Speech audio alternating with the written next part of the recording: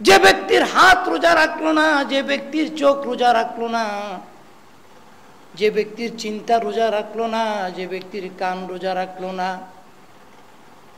যে ব্যক্তির অঙ্গ প্রত্যঙ্গ রোজা রাখলো না, ওই ব্যক্তির ক্ষুধার্ত থাকা, তৃষ্ণার্ত থাকা আমি আল্লাহ রব্বুল আলামিনের কোনো প্রয়োজন নাই।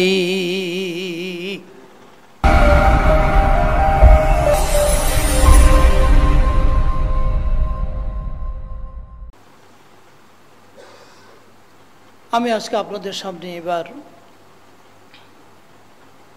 পবিত্র মাহে রমাদানের যখন বিদায়ের সুর বেজে উঠেছে, আজকে 17ই রমজান,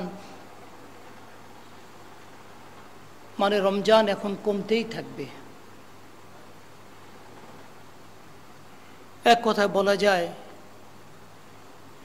আলবিদা আলবিদা ইয়া শাহরা রমাদান, হে শাহরে রমাদান, হে রমজান মাস, বিদায়, তোমাকে বিদায়। ইমানদারের কর্ণকুহরে, ইমানদারদের কলিজায় এ কেমন এক আঘাত। 11 মাস প্রতীক্ষা করার পর এই রমজান মাস আমরা পেয়েছিলাম। রমজান আমাদের থেকে বিদায় নিচ্ছে। সবগুলো কথা বলা হলো না, কিছু কথা বলতে চাই। প্রথমে আমি আপনাদের সামনে কথা বলতে চাই, আল্লাহ রাব্বুল আলামিন এই পৃথিবীতে আমাদেরকে কোন পরিচয় দিয়ে পাঠিয়েছেন, আমাদের মূল পরিচয় কোনটা। আল্লাহ রাব্বুল আলামিন বলছেন, وَإِذْ قَالَ رَبُّكَ لِلْمَلَائِكَةِ إِنِّي جَاعِلٌ فِي الْأَرْضِ خَلِيفَةً। এখান থেকে আমাদের মূল পরিচয় শুরু হয়।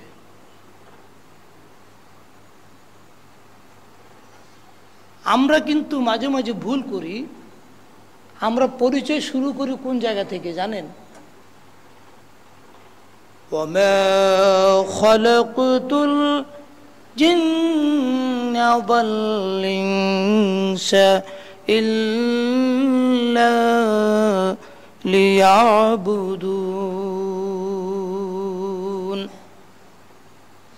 এটা আমাদের দ্বিতীয় পরিচয়। কারণ এখানে আল্লাহ তাআলা শুধু আমাদের কথাই বলেন নাই, আল্লাহ তাআলা এখানে কাদের কথা বলছেন? জিন এবং মানুষ, এবং জিনদের কথা আগে বলছেন, ওমা খালাকতুল জিন। তাহলে জিন এবং মানুষের সমান দায়িত্ব দিয়ে এখানে আল্লাহ তাআলা আলোচনা করেছেন। কিন্তু প্রথম যে আয়াত, ওই আয়াতে আল্লাহ তাআলা আলোচনা করেছেন শুধুমাত্র মানব জাতিকে, শুধুমাত্র মানব জাতিকে এই পৃথিবীতে কি জিম্মেদারি দিয়ে পাঠিয়েছেন সে বিষয়টা নিয়ে।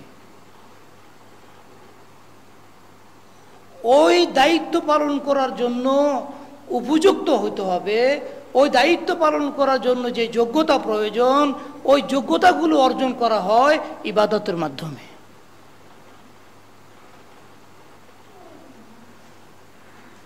নামাজের মাধ্যমে মানুষ যোগ্যতা অর্জন করে, সেই যোগ্যতা অর্জন করে ইন্নাস সালাতা তানহা আনিল ফাহশাই ওয়াল মুনকার। নামাজের মাধ্যমে একজন মানুষ একটি পরিশুদ্ধ জীবন যাপন করার অঙ্গীকার গ্রহণ করে। সেজন্য এটাই বলে, আয় মুনিব, আমার মাথা থেকে পা পর্যন্ত তোমার গোলামির বাইরে চলবে না, তোমার গোলামির বাইরে যাবে না।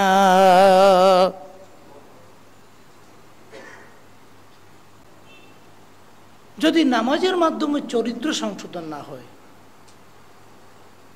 শতকরা 90 জন মুসলমানদের দেশ, গোটা পৃথিবীতে 180 কোটি মুসলমান। শুধুমাত্র নামাজের হাকিকতকে যদি তারা বুঝতে পারত, তাহলে গোটা জাতিকে চরিত্রবান করার জন্য আলাদা কোনো প্রশিক্ষণ প্রয়োজন ছিল না। শুধু নামাজের মাধ্যমে গোটা জাতিকে চরিত্রবান জাতি বানানো যেত। কি বলেন, ঠিক কিনা? এই কথাগুলো আমি আপনাদের সামনে বলার চেষ্টা করছি। যতদিন এই গোটা পৃথিবীর 180 কোটি উম্মাহ তাদের এই নামাজগুলোকে জীবন্ত নামাজ না বানাবে, এই প্রাণহীন নামাজের কোনো মূল্য আল্লাহর কাছে নেই। যে নামাজের মাধ্যমে মানুষের চরিত্রে পরিবর্তন হয় না, যে নামাজের মাধ্যমে মানুষ গত দিনের চাইতে আজকে একটু একটু করে বদলায় না, আজকের চাইতে আগামীকাল আরেকটু বদলায় না, গতকালের নামাজের চাইতে আজকের নামাজ আরেকটু সুন্দর হয় না, আজকের নামাজের চাইতে আগামীকালের নামাজ আরেকটু সুন্দর হয় না। এই নামাজ দিয়ে চরিত্র পরিবর্তন হওয়ার কোনো সম্ভাবনা নাই। নামাজ বিরতি দিয়ে দিয়ে নামাজের ইবাদত। আল্লাহ রব্বুল আলামিন এবার বললেন, আমার বান্দা, তোমাদের জন্য আরেকটি ইবাদত আমি ফরজ করলাম, টানা 1 মাস ইবাদত। এই সিয়ামের বিধান আমি তোমাদের জন্য ফরজ করলাম। শুধু সিয়ামের বিধানই ফরজ করি নাই, এই একটি মাস, যেই মাসটিকে আমি বাছাই করেছি গোটা মানব জাতির জন্য হিদায়েতের মুখপাত্র, গোটা মানব জাতির জন্য হিদায়েতের গাইডলাইন হিসাবে আমি আল্লাহ রব্বুল আলামিন আল কোরআনকে এই মাসেই নাজিল করেছি। এখানে রমজানের বেশি মর্যাদা না কোরআনের বেশি মর্যাদা, এটাই আমরা এখনো বুঝি নাই।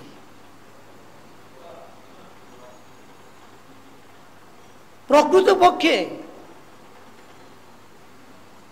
আল্লাহ রব্বুল আলামিন বলতে চাইছেন, শাহরু রমাদান আল্লাযী উনজিলা ফীহিল কুরআন। ওগো দুনিয়ার উম্মতে মুসলিমা, এই রমজান মাস, এই রমজান মাসের যত মর্যাদা, যত ফজিলত তোমরা শোনো। একটা ফরজ, 70টির ফরজের মর্যাদা, একটা সুনফল, একটি ফরজের মর্যাদা। এই যে ইতিকাফ বলো, রহমত বলো, মাগফিরাত বলো, জাহান্নাম থেকে নাজাত বলো, এই সব কিছু নির্ভর করে শাহরু রমাদান আল্লাযী উনজিলা ফীহিল কুরআন। এই রমজান মাস, এই রমজান মাসে আমি কুরআনুল কারীম নাজিল করেছি। কি জন্য? হুদাল লিন্নাস। এই কুরআনুল কারীম কোনো নির্দিষ্ট মানব গোষ্ঠীর জন্য না, সাদা মানুষের জন্য না, কালো মানুষের জন্য না, আরব ভাষাভাষী মানুষের জন্য না, এশিয়ার মানুষের জন্য না। এই কুরআনুল কারীমের মর্যাদা, এই কুরআনুল কারীমের বরকত আমি আল্লাহ রব্বুল আলামিন গোটা মানব জাতির জন্যই নাজিল করেছি। বলুন সুবহানাল্লাহ। হুদাল লিন্নাস, গোটা মানব জাতির কল্যাণের জন্য এই কোরআনে কারীমকে নাজিল করা হয়েছে। আজকে বেদনার সাথে বলতে হয়, ইসলামকে 4 দেয়ালের গণ্ডির মধ্যে সীমাবদ্ধ করে মানব জাতির সুখ দুঃখ, হাসি কান্না বেদনার সাথে মসজিদওয়ালাদের তেমন কোনো সম্পর্ক নাই। ওই সম্পর্ক ছেড়ে দিয়েছি আমি তাদের হাতে, আমরা যাদের মসজিদের সাথে সম্পর্ক নাই। কি বলেন, ঠিক কিনা? আমি কি বুঝাতে পারছি কথাটা? যারা মসজিদ ওয়ালা তাদের সাথে সমাজের কোনো সম্পর্ক নাই, আর যারা সমাজের সাথে সম্পর্ক তাদের মসজিদের সাথে কোনো সম্পর্ক নাই। ব্যতিক্রম 2-4 জনের উদাহরণ দিলে হবে না। যেদিন মসজিদ এবং সমাজকে আমরা একাকার করে ফেলতে পারবো, সেদিনে গোটা মানব জাতির জন্য এই কোরআনুল কারীম, এই ইসলাম হবে মানবতার জন্য মুক্তির মহান কি দিশারি।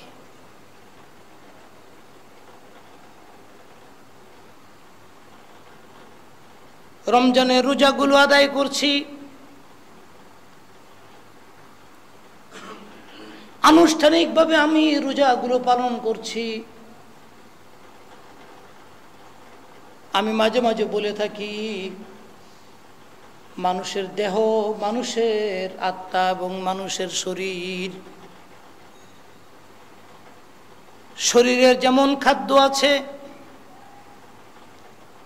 আত্মারও তেমনি খাদ্য আছে। আমরা শরীরের খাদ্যর জন্য যেমন ব্যস্ত, দুনিয়ার বিভিন্ন উপকরণের মাধ্যমে শরীরের খাদ্য তৈরি হয়। ইফতারিতে কত রকম বাহারি আয়োজন, সাহারিতে কত ধরনের বাহারি আয়োজন। এই আয়োজনের মাধ্যমে দেহ শক্তিশালী হয়, আত্মা কিন্তু শক্তিশালী হয় না, বরং আত্মা আরো দিনে দিনে দুর্বল হয়ে যায়।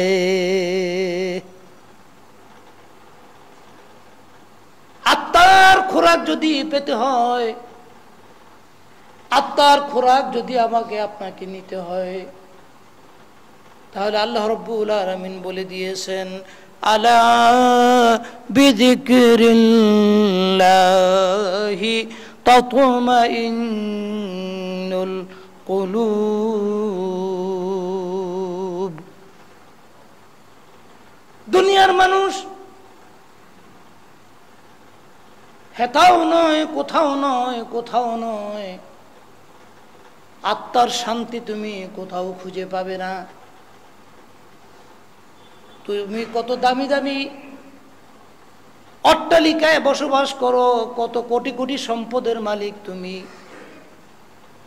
কত লেটেস্ট মডেলের গাড়ির মালিক তুমি, বাহ্যিকভাবে কত সফল মানুষ তুমি, এটা আত্মার শান্তি না। আত্মার শান্তি হলো আল্লাহর কোরআন। আল্লাহর কোরআনই হচ্ছে একমাত্র মানুষের অন্তরকে শান্তি দিতে পারে। আজকে জাতিকে আমরা আলাদা করে ফেলেছি কোরআনে কারীম থেকে, যার কারণে রমজান আসলে পরে দেহের চাহিদা আমরা আরো বাড়িয়ে দেই।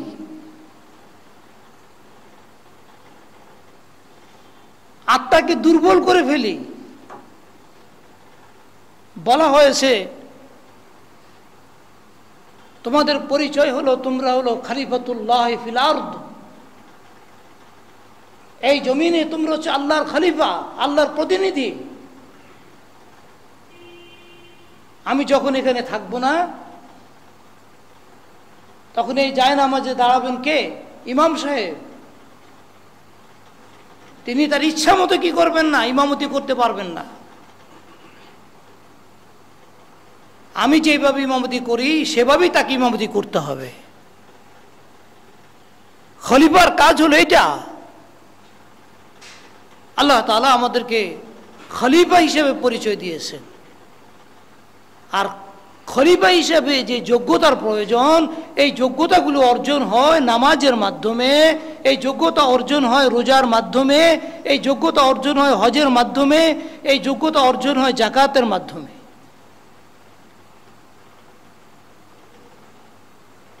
রমজানের মাধ্যমে কিভাবে যোগ্যতা অর্জন হয়? ক্ষুধার্ত থেকে থেকে নিজেকে এমন ভাবে তৈরি করো, প্রতিকূল পরিবেশে যেন লড়াই করতে পারো, হালালের উপরে যেন সন্তুষ্ট থাকতে পারো, অল্পে তুষ্ট থাকতে পারো। এই রমজানের মাধ্যমে আল্লাহ রব্বুল আলামিন নির্দিষ্ট সময়ে হালাল খাবারগুলো আমাদের জন্য স্থগিত করে দিয়ে বলেছেন, এবার তোমরা ক্ষুধার সাথে লড়াই করে করে 15 ঘন্টা তোমরা আমার গোলামির পরিচয় দাও।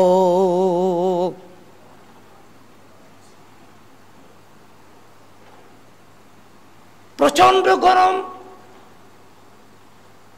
বুকের ছাতি ফেটে যায় গরমের চোটে, এমন গরম। মুখের কাছে পানিটা নিয়ে যায়, কুলি করে মুখে পানি নেয়। বুকটা শুকিয়ে গিয়েছে আসরের নামাজের পর। আল্লাহ পাক বলেন, বান্দা তুমি কিন্তু রোজা রেখেছো, তুমি রোজা রেখেছো। এই ওয়াশরুমে, বাথরুমে দুনিয়ার কোনো পাহারাদার নেই, সিসিটিভি নাই, কেউ তোমাকে দেখে না, কেউ তোমাকে জানে না, কিন্তু আমি আল্লাহ রব্বুল আলামিন এই দরজা বন্ধ অবস্থাতেও আমি আল্লাহ তোমাকে দেখছি। খবরদার পানিটা মুখ থেকে ফেলে দাও, একটু ভিতরের দিকে চাপ দিলে ভিতরে চলে যাবে। তৃষ্ণার সাথে লড়াই করতে শেখো। যে করে আল্লাহর দ্বীনের জন্য খলিফা হিসাবে জিম্মাদারি পালন করতে যেয়ে কখনো কখনো এমনি প্রতিকূল পরিবেশের সাথে লড়াই করতে হবে। ওই প্রতিকূল পরিবেশের সাথে লড়াই করার যোগ্যতা তোমরা এই রমজান থেকে অর্জন করো। 3 নম্বর, মানুষের জৈবিক চাহিদা। এটা মানুষকে নামাতে নামাতে এত নিচে নামিয়ে ফেলে, মানুষ তখন আর মানুষ থাকে না, মানুষ একটা ইতর প্রাণীকে হার মানায়। কি বলেন, ঠিক কিনা? সেটার উদাহরণ দেওয়ার জন্য বেশি দরকার নাই। এখন বর্তমানেও রমজান মাসে এরকম উদাহরণ বাংলাদেশে ভুরি ভুরি আছে। কি বলেন, ঠিক কিনা? আছে কিনা?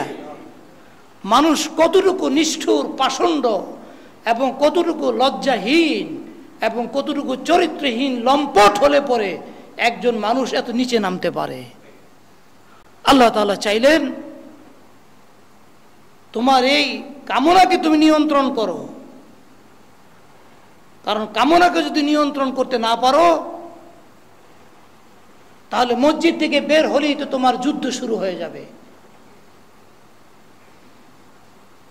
এই জন্যই আল্লাহ রাব্বুল আলামিন কুরআনুল কারীমে যে আয়াতে আল্লাহ তাআলা রমজানের রোজা ফরজ করেছেন, সে আয়াতে আল্লাহ তাআলা শুধু তাকওয়ার কথা বলেন নাই, শেষের দিকে যে আল্লাহ তাআলা বলেছেন ওয়ালিতুকাব্বিরুল্লাহা আলা মা হাদাকুম লাআল্লাকুম তাশকুরুন।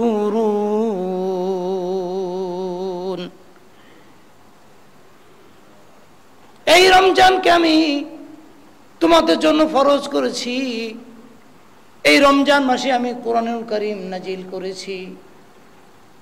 এর উদ্দেশ্য হলো ওয়ালিতুকাব্বিরুল্লাহ, তোমরা তোমাদের জবান দিয়ে আমার বড়ত্বের ঘোষণা দেবে, 24 ঘন্টা আমার বড়ত্বের ঘোষণা দেবে। আমার জবান শুধুমাত্র আমার স্মরণেই তোমার জিহ্বা ভিজে থাকবে। ওয়ালিতুকাব্বিরুল্লাহ, আল্লাহর বড়ত্বের ঘোষণা দেবে। কার বড়ত্বের ঘোষণা দেবে? কথা বলুন, গোটা দুনিয়াতে কার বড়ত্ব চলছে এখন? মানুষের বড়ত্ব চলছে এখন।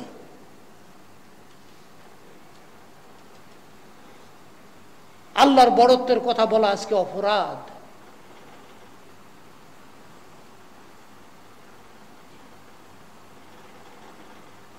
বুঝার বিষয়। ওয়ালিতুকাব্বিরুল্লাহ আলা মা হাদাকুম, আমি তোমাদেরকে যে হিদায়াত দিয়েছি সে হিদায়াতের জন্য তোমরা কি করো? ওয়ালিতুকাব্বিরুল্লাহ, আল্লাহর বড়ত্বের ঘোষণা দিতে থাকো। দাও, কান দিয়ে আল্লাহর বড়ত্বের ঘোষণা দাও, হাত দিয়ে আল্লাহর বড়ত্বের ঘোষণা দাও, পা দিয়ে আল্লাহর বড়ত্বের ঘোষণা দাও, চিন্তা দিয়ে আল্লাহর বড়ত্বের ঘোষণা দাও, মগজ দিয়ে আল্লাহর বড়ত্বের ঘোষণা দাও, মাথা থেকে পা পর্যন্ত সম্পূর্ণ অঙ্গ প্রত্যঙ্গ দিয়ে তোমরা একমাত্র আল্লাহ রব্বুল আলামিনের বড়ত্বের ঘোষণা দাও। তোমরা সবাই বলো কি আল্লাহু আকবার।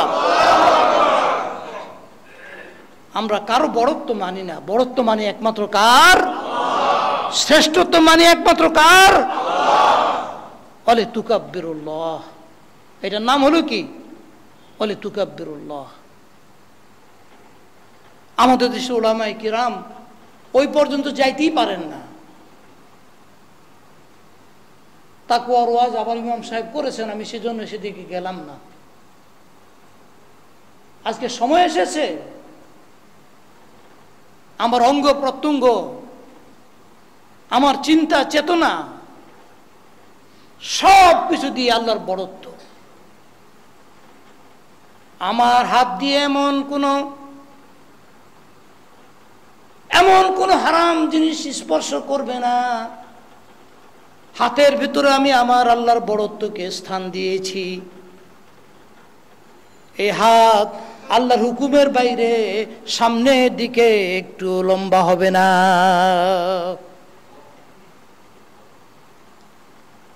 আমার কানের ভেতরে আল্লাহর বড়ত্বকে জায়গা দিয়েছি।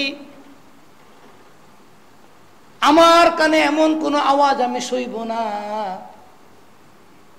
যে আওয়াজ আল্লাহ পছন্দ করেন না, এমন আওয়াজ আমি কানের মধ্যে আমি ঢুকতে দেব না।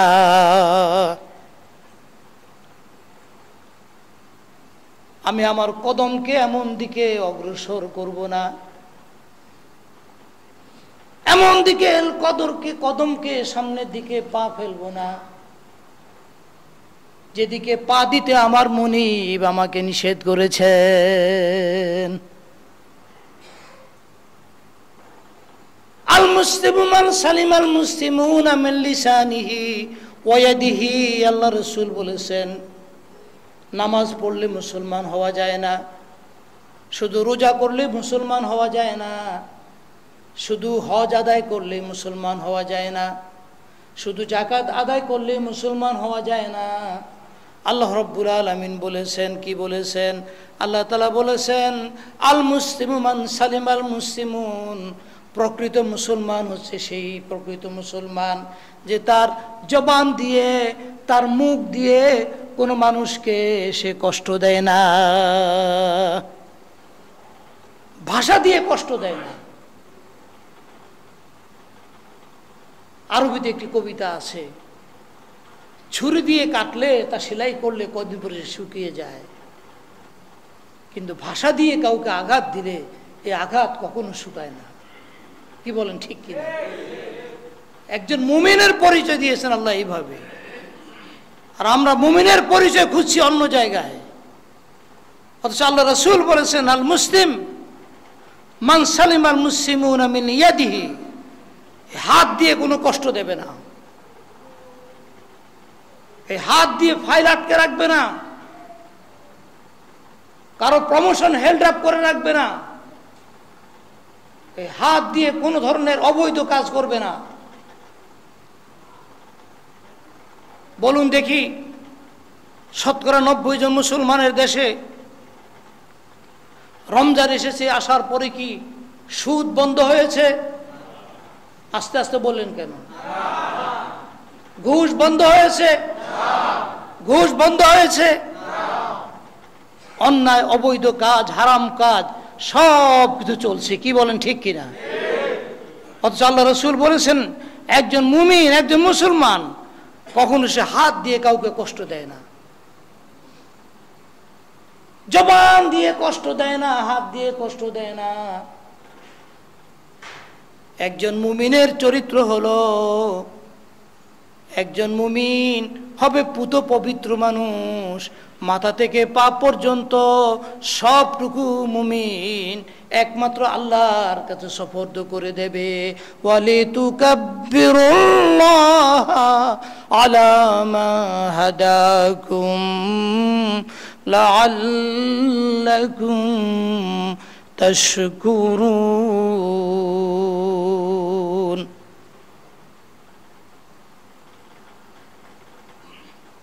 হাতের উপর আল্লাহকে বসান, চোখের উপর আল্লাহকে বসান, চিন্তাতে আল্লাহতে জায়গা দেন। চিন্তা,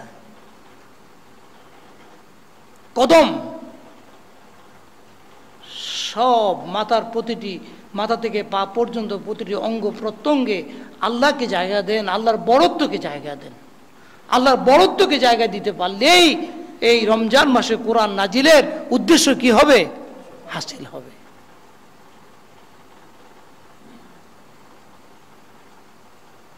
অনেক বেশি ইবাদত করার প্রয়োজন নেই। আখলিস দীনাকা লিল্লাহ ইয়াকফিকাল আমালুল কলিল। যতটুকু ইবাদত করবে সিনসিয়ারলি করবে, অনুভূতির সাথে করবে, বুঝে বুঝে করবে। এই জন্য আল্লাহ রাসূল বলেছেন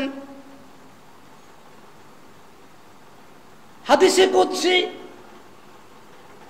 মান লাম ইয়াসুম জাওয়ারিহুহু আন মুহারিমি ফালাইসা লিল্লাহি হাজাতুন আন ইয়াদা তা'আমাহু ওয়া শারাবাহু মিন আজলি। হাদিসে কুদসিতে আল্লাহ পাক বলেন, যে ব্যক্তির হাত রোজা রাখলো না, যে ব্যক্তির চোখ রোজা রাখলো না, যে ব্যক্তির চিন্তা রোজা রাখলো না, যে ব্যক্তির কান রোজা রাখলো না, যে ব্যক্তির অঙ্গ প্রত্যঙ্গ রোজা রাখলো না, ওই ব্যক্তির ক্ষুধার্ত থাকা, তৃষ্ণার্ত থাকা আমি আল্লাহ রব্বুল আলামিনের কোনো প্রয়োজন নাই। সুবহানাল্লাহ বলবেন না নাউজুবিল্লাহ বলবেন? সুবহানাল্লাহ বলেন না, এখানে নাউজুবিল্লাহ বলেন। কি বলেন? নাউজুবিল্লাহ। যে আল্লাহ, আমি তো আমার হাতকে নিয়ন্ত্রণ করতে পারিনি, আমার চোখকে নিয়ন্ত্রণ করতে পারিনি, আমার কানকে নিয়ন্ত্রণ করতে পারিনি, আমার কদমকে নিয়ন্ত্রণ করতে পারিনি। আমার চিন্তার জগতে কত হাজারো দুষ্ট চিন্তা, কত হাজারো বাজে চিন্তা, যে নিজের চিন্তার হেফাজত করতে পারে না। আল্লাহ রসুল বলেছেন, আল্লাহ পাক হাদিসে কুদসিতে বলছেন, ওই ব্যক্তির ক্ষুধার্ত থাকা, তৃষ্ণার্ত থাকা আমি আল্লাহ তাআলার কোনো প্রয়োজন নাই। এমনি তো রোজা রাখে না মানুষ, এরপরে যারা রোজা রাখে তাদেরকে যদি যাচাই বাছাই করা হয় কত পার্সেন্ট টিকবে বলেন দেখি এবার। অথচ দেশের প্রথম ব্যক্তি থেকে শুরু করে একজন রিক্সাওয়ালা, শ্রমিক, খেটে খাওয়া মেহনতি মানুষ, প্রত্যেকটি মানুষের জন্য আল্লাহ রোজা ফরজ করে দিয়েছেন। এবং রোজা ফরজ করে দিয়ে আল্লাহ রসুল বলেছেন, তোমাদের অধীনস্থদেরকে তোমরা কি করো? রমজান মাসে কাজ হালকা করে দাও, সহজ করে দাও। যদি এমন একটি সোনার মদিনা মুনাওয়ারার মতো সমাজ হতো, রমজান মাস আসলে পরে রিক্সাওয়ালা, ঠেলাগাড়িওয়ালা, একজন মেহনতি মানুষ, একজন সাধারণ যিনি ব্যবসা করেন, চাকরি বাকরি করেন, এখন যে দুঃসময় চলছে, আল্লাহর কত বান্দা বান্দি মানবেতর জীবন যাপন করে, চেহারার দিকে তাকানো যায় না। কত আপনজন, কত প্রিয়জন মানবেতর জীবন যাপন করে, কান্নার আওয়াজে কলিজাটা ছিন্ন ভিন্ন হয়ে যায়। আমি তো মনে করি আমাদের পক্ষে সম্ভব হলে বাকি রমজানের কিছু খাবার দাবার কিছু কিছু কমিয়ে হলেও ঈদের আগেই, রমজানের মধ্যেই, অন্তত শেষ দশকে যেন মানুষগুলো ঠিক মতো ইফতার এবং সাহরি করতে পারে, তাদের পাশে দাঁড়ানো এমন ব্যবস্থা যদি আমরা নিতে পারতাম, তাহলে বিশ্বাস করেন বাংলাদেশে একজন মানুষও কিন্তু রোজাদার ছাড়া একজন মানুষও পাওয়া যেত না। কি বলেন, ঠিক কিনা? 14 ঘন্টা 15 ঘন্টা রিক্সা চালায়। এই লোকটিকে যদি বলা হতো, বাবা তুমি একবেলা রিক্সা চালাও আর একবেলা আরাম করো, বাকি একবেলার জন্য সমস্ত দায় দায়িত্ব আমি নিয়ে নিলাম, তোমার সমস্ত সাহারি ইফতারের দায়িত্ব আমি নিয়ে নিলাম, তোমার কষ্ট করতে হবে না, রমজানে তোমার জন্য তোমার কাজকে আমি হালকা করে দিলাম। একজন খেটে খাওয়া মানুষ, একজন মজুর কুলি, একজন ঠেলা গাড়িওয়ালা, একজন মানুষের জন্য যদি আমরা এভাবে পাশে দাঁড়াতে পারতাম, আল্লাহর কসম প্রতি বছর রোজাদারের সংখ্যা বাড়তেই থাকতো, বাড়তেই থাকতো। কি বলেন, ঠিক কিনা? কত নির্লজ্জ, কত বেহায়া! লক্ষ লক্ষ টাকা দামের বাড়ি ভাড়া করে রক্ষিতা লালন পালন করে এই দেশের মানুষেরা। এরা না কেবল মুসলমানের সন্তান, এরা মুসলমানের সন্তান হতে পারে না। এরা তাদের প্রতি মাসে অবৈধভাবে তারা যে শত শত কোটি টাকা ব্যয় করে, এই শত শত কোটি দিয়ে লক্ষ লক্ষ মানুষের প্রয়োজন পূরণ করা যায়। এটার নাম হচ্ছে মানবাধিকার। সেই মানবাধিকারের আলোচনাই করছিলাম রমজানের আগে আপনাদের সামনে। এখন যে কয়দিন সময় আছে, আজকে তো 17ই রমজান, কি বলেন, ঠিক কিনা? সে বিষয়ে যেতে পারবো না। ঐতিহাসিক বদর দিবস, ইসলামের প্রথম জিহাদ এই 17ই রমজান হয়েছিল। রোজা মুখে নিয়ে সাহাবায়ে কেরাম লড়াই করেছিলেন। কার সাথে লড়াই হয়েছিল? মক্কার? না, এইভাবে বললে হবে না, বলতে হবে পিতা লড়াই করেছে পুত্রের সাথে, পুত্র লড়াই করেছে পিতার বিরুদ্ধে, চাচা লড়াই করেছে ভাতিজার বিরুদ্ধে, প্রিয়জনের সাথে লড়াই করতে হয়েছে। 70 জন মানুষকে হত্যা করতে হয়েছে এই বদরের ময়দানে, এই রমজানের রোজা মুখে রেখে। ইয়াউমুল ফুরকান, হক এবং বাতিল। আল্লাহ রাসূল বলেছেন, বদরীরা, বদরের জিহাদে যারা অংশগ্রহণ করছে 313 জন, তারা জীবনে যত গুনাহ করবে আমি আল্লাহ তাদের সমস্ত গুনাহ অগ্রিম ক্ষমা করে দিলাম। কারণ ইসলামের দুর্দিনের এরা কি আল্লাহ ডাকে সাড়া দিয়েছেন। এখন চলছে রমজানের 2য় দশক, মাগফিরাত চলছে। এই মাগফিরাত সম্পর্কে দুটি কথা বলতে চাই। মাগফিরাত অর্থ হলো ক্ষমা। আল্লাহ রাব্বুল আলামিন বলছেন কুরআনুল কারীমে, বারবার আল্লাহ পাক ডেকে ডেকে বলছেন, ওয়াসারিউ ইলা মাগফিরাহ, ক্ষমার দিকে দৌড়াও, ক্ষমার দিকে দৌড়াও। আল্লাহু আকবার। আল্লাহ রাব্বুল আলামিন কুরআনুল কারীমে এত ক্ষমার কথা বলেছেন, ক্ষমার কথা এতবার বলেছেন। আল্লাহ বলেছেন, ওয়াইদা সাআলাকা ইবাদি আন্নী ফাইন্নী করিব উজিবু দাওয়াতাদ দাঈ ইদা দাআন। আমাকে ডাকো, উজিবু, আমি তো সাড়া দেওয়ার জন্য তৈরি হয়ে আছি। আল্লাহু আকবার।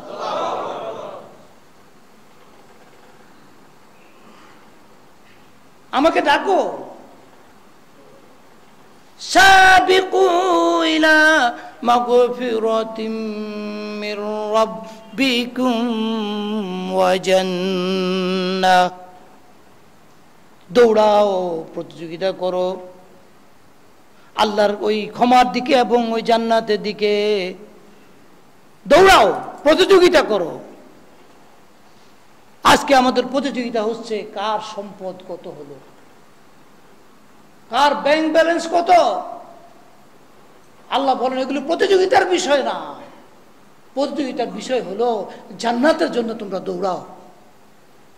সাবেকু মুসাবাকাত, একে অপরে দৌড়াও। মাগফিরাহ, আল্লাহর ক্ষমার দিকে দৌড়াও। আল্লাহ তো শুধু ক্ষমার জন্য অপেক্ষা করছেন যে বান্দা ক্ষমা চাইলেই হবে, চাইলেই হবে। আল্লাহ এত পছন্দ করেন। বনি ইসরাইলের জামানার একটি কথা মনে পড়ে যায়। এক যুবক ছিল, চরিত্রহীন, লম্পট চরিত্রের যুবক। তখন বনি ইসরাইলের মানুষগুলো ছিল ভালো মানুষ, বলল এই লোকটাকে বের করে দাও, এই লোকটাকে আমাদের সমাজ থেকে বের করে দাও, বের করে দাও, এ পাপিষ্ঠ, লম্পট।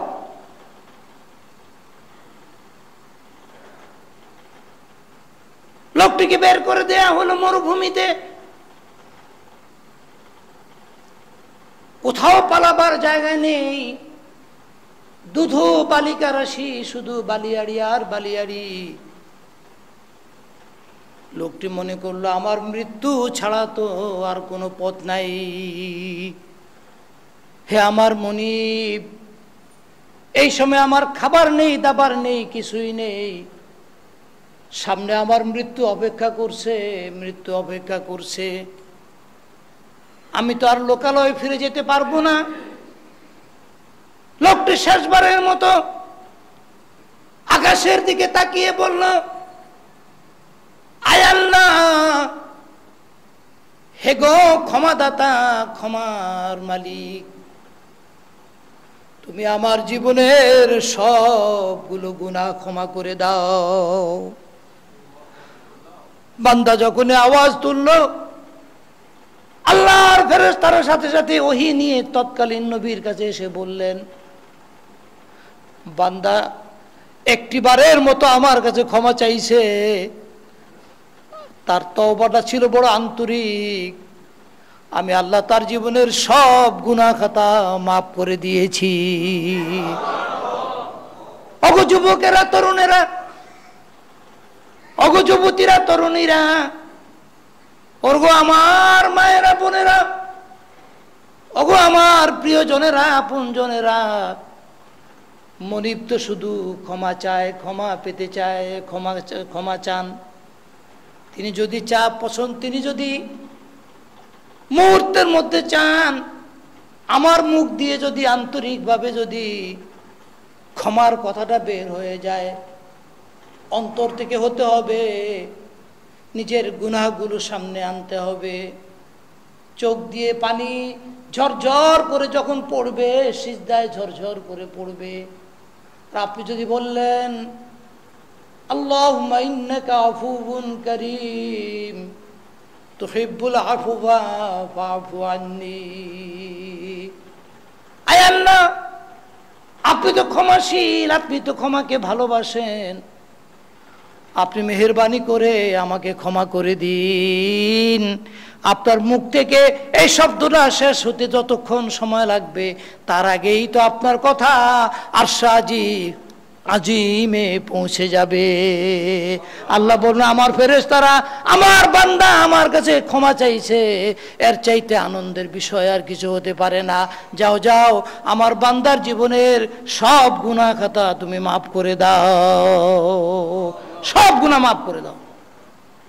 শুধু শিরক ছাড়া, শিরক করলে তওবা করো, এছাড়া সব মাফ করে দাও।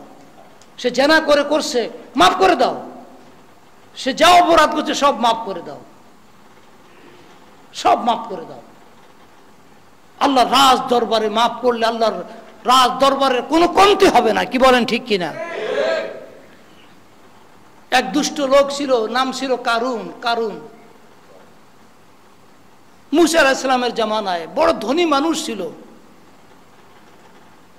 তৎকালীন সময়ে শতকরা 10 টাকা ছিল জাকাত।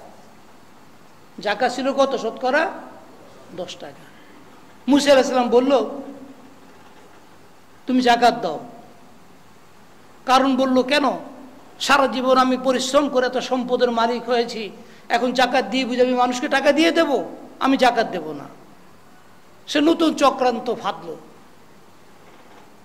ওই সমাজের এক নষ্টা মহিলাকে সে তৈরি করলো যে তুমি মুসা আগামীকাল অমুক জায়গায় বক্তব্য রাখবে, আমি থাকব, তুমি সেখানে যেয়ে মুসার নামে বলবা যে মুসা আমার সাথে ব্যভিচার করেছে, এইরকম একটা কথা তুমি কি করবে, সে ময়দানে ছড়িয়ে দেবে। আমি তোমাকে চোখ দিয়ে ইঙ্গিত দেব, তুমি এই কাজটা করবে। কারণ টাকা দিতে রাজি হলো না। এত সম্পদের মালিক কথিত আছে, 70টা উট ছিল তার শুধুমাত্র চাবি নেয়ার জন্য।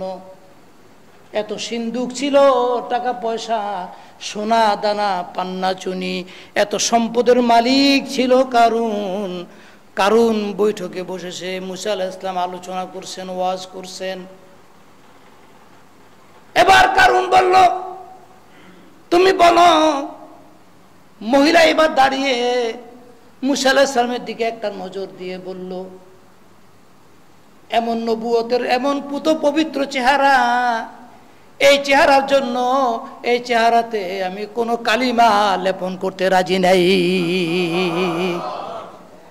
এই কারুন, দুষ্ট কারুন আমাকে শিখিয়ে দিয়েছে, এত টাকা দিয়েছে আল্লাহ নবী মুসার উপর কেলেঙ্কারি লেপন করার জন্য। এবার মুসা আলাইহিস সালাতু ওয়াস সালাম সিজদায় পড়ে গেলেন। সিজদায় পড়ে বললেন, আল্লাহ তুমি আমার ইজ্জত হেফাজত করেছো, তুমি আমার ইজ্জত হেফাজত করেছো। আল্লাহ বলেন, মুসা বলো কারুনকে কি শাস্তি দেব? আল্লাহ বললেন, যাও যাও কারুনকে কি করো, আমি আমার হুকুমে কারুন এখন থেকে। মুসা আলাইহিস সালাম বললেন, আল্লাহ কারুনকে তুমি মাটির মধ্যে দাবিয়ে দাও, মাটির মধ্যে দাবিয়ে দাও। এবার কারুন একটু একটু করে মাটির নিচে ডুবতে শুরু করছে,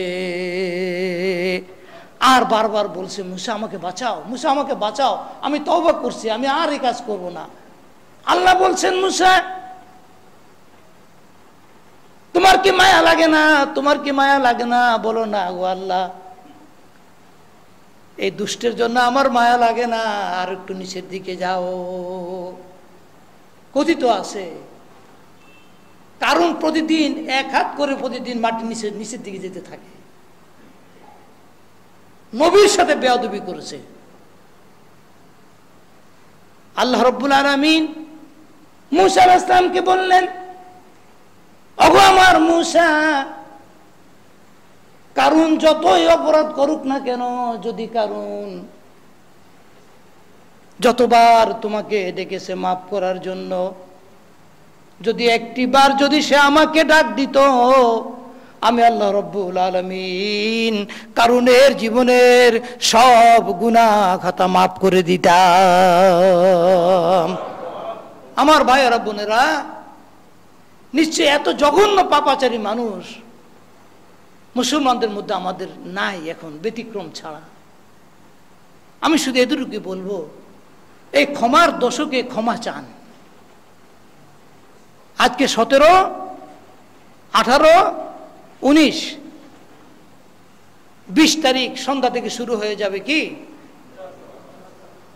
নাজাতের দশক।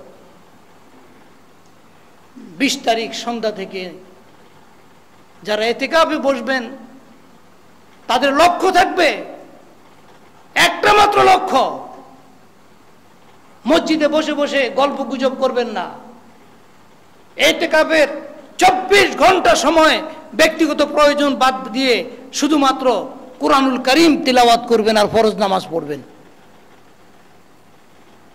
আর যদি কোরআন শরীফ পড়তে না পারেন, ওই মসজিদ ইমাম সাহেব কিংবা মুয়াজ্জিন খাদেম সাহেবদেরকে বলবেন যে আমাকে কোরআন শরীফ শেখান, যে কটা সূরা পারেন সে কটা সূরা আমাকে শেখান। সিদ্ধান্ত নেন যে আমি অন্তত 4-5টা সূরা আজকে এই বছর রমজানে শিখব।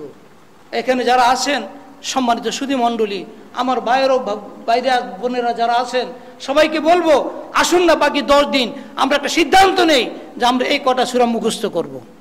ছোট হোক আর বড়, বড় হলে একটা সূরা দরকার, একটা সূরা মুখস্থ করব, কিন্তু অর্থ সহ বুঝে বুঝে মুখস্থ করব। কি আমরা পারি না এমন একটা সিদ্ধান্ত নিতে? এখন কি 14 দিন 12 দিন 13 দিন সময় আছে, এই 13 দিনকে আমরা এরকম সিদ্ধান্ত নিতে পারি না যে একটা সূরা মুখস্থ করব? কিছু না পারেন সূরা তাকাসুর এই জাতীয় সূরাগুলো মুখস্থ করেন, 29 পারা 30 পারা সূরাগুলো অর্থ সহ মুখস্থ করেন। সারা জীবনকে শুধুমাত্র সূরা ফালাক, সূরা নাস, সূরা ইখলাস আর সূরা লাহাব এই ছাড়া কি কোরআনে কারিমে কোনো সূরা নাই? সূরা ইনশিকাক, সূরা ইনফিতার, অর্থ সহ সিদ্ধান্ত নেন যে অর্থ সহ নিজে পড়ব, মুখস্থ করব আমি। তাহলেই তো গত রমজানের চাইতে এই রমজান আমরা একটু সামনে আগালাম। যদি আমরা কোনো কর্মসূচি আমাদের সামনে না থাকে, তাহলে আমার সেই পুরনো কথা, এই খেলার কোনো কি হবে না, মীমাংসা হবে না। খেলতেই পারবেন, কোনো মীমাংসা হবে না, রেজাল্ট হবে না। এজন্য আজকে জুমাবারের সর্বশেষ কথা, প্রত্যেকেই আপনারা আজকে থেকে আমি সহ একটা নতুন সূরা মুখস্থ করব অর্থ সহ, এই সিদ্ধান্ত আমরা নিতে পারি, ছোট হোক অথবা বড়। যার পক্ষে সম্ভব ছোট করবেন, যার পক্ষে সম্ভব বড় করবেন। সবাইকে রাজি আছি আমরা ইনশাআল্লাহ? কয়টি সূরা? একটি সূরা মুখস্থ করবেন ইনশাআল্লাহ। অথবা যে সূরা ভুলে গিয়েছি সেই সূরা ভুলে যাওয়া সূরা অর্থ সহ আমরা আবার কি করব? মুখস্থ করব। বাকি রমজানের এই দিনগুলো আমরা কোরআনের রমজান হিসেবে ঘোষণা করতে চাই। রমজানের শেষ দশক হচ্ছে কোরআনের দশক, কোরআনে কারিম নাজিলের দশক। তাই কোরআনুল কারিম বেশি বেশি করে পড়বেন, ঘরের মধ্যে বাচ্চাদেরকে পড়াবেন, বেগম পড়বে, সন্তান পড়বে, সবাই পড়বে। আলহামদুলিল্লাহ, ঘরে ঘরে আমার বোনেরা কোরআন শরীফ খতম করছেন, তিলাওয়াত করছেন, আমি সংবাদ পাচ্ছি। বোনদেরকে বলবো আর অল্প কয়টা দিন, আবার আগামী বছর, একটি বছর পর হায়াত পেলেই তো আবার কি এই রমজান ফিরে পাবো। এই কোরআন নাজিলের উৎসব, কোরআন নাজিলের উৎসব, সাহারির উৎসব, ইফতারের উৎসব, লাইলাতুল কদরের উৎসব, এতেকার উৎসব, এই সুন্দর দিনগুলো ফিরে পাবো। হয়তোবা কারো জন্য মরহুম নজিবুর রহমান সাহেব, মরহুম দলিলুর রহমান সাহেব, আল্লাহর এই বান্দাদের মতো হয়তোবা কারো জীবন এই বছরই, এই রমজানে, আজকেই, যে কোনো সময় জীবনের শেষ ঘন্টা বেজে যেতে পারে। আল্লাহ রাব্বুল আলামিন আমাদের সবাইকে তৌফিক দান করুন, বলুন আমিন। কয়েকটা ঘোষণা। 1 নম্বর একটা ঘোষণা, রাস্তায় কুড়িয়ে পাওয়া কিছু টাকা অনেক দিন যাবত আমাদের হাতে আসে। এই টাকাগুলোর প্রকৃত মালিক খুঁজে পাওয়া যাচ্ছে না। মসজিদে ঘোষণা দেওয়া হয়েছে বারবার, কিন্তু কোনো মালিক আমি পাচ্ছি না। আমি আজকে মাইকে ঘোষণা করে দিচ্ছি, যতটুকু মাইকের আওয়াজ যায় আপনারাও পৌঁছে দেবেন। উপযুক্ত প্রমাণ দিয়ে ইমাম সাহেবের কাছ থেকে টাকাগুলো তিনি নিয়ে যাবেন। যার টাকা হয় প্রমাণ দিতে হবে।